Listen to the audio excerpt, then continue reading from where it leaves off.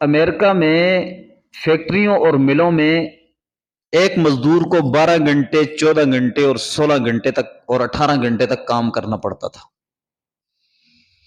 اور ہفتے میں ان کی کوئی چھٹی بھی نہیں ہوتی تھی۔ لہذا ان کو اپنا پیٹ پالنے کے لیے اتنی لمبی ڈیوٹی دینی پڑتی تھی۔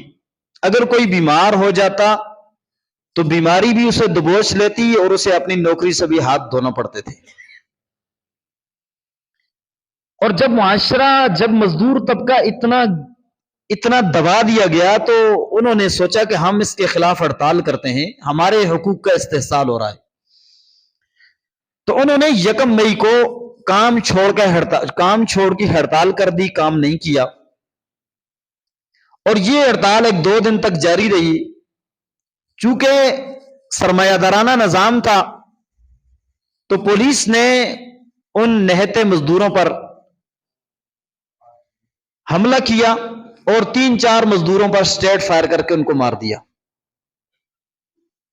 اور یہ معاملہ امریکہ کے شہر شکاگو میں پیش آیا،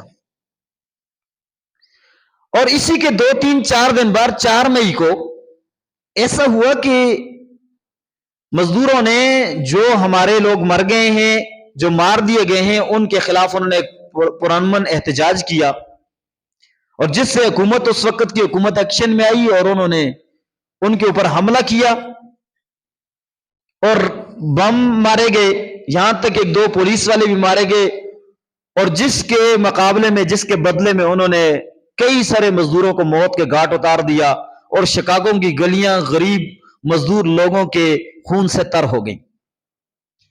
اور ان میں سے ایک بندے نے، جس کو گولی لگی، اس نے اپنی قمیض لہرا دی سرخ، تو اس سے سرخ جھنڈا مزدوروں کا نشان بن گیا۔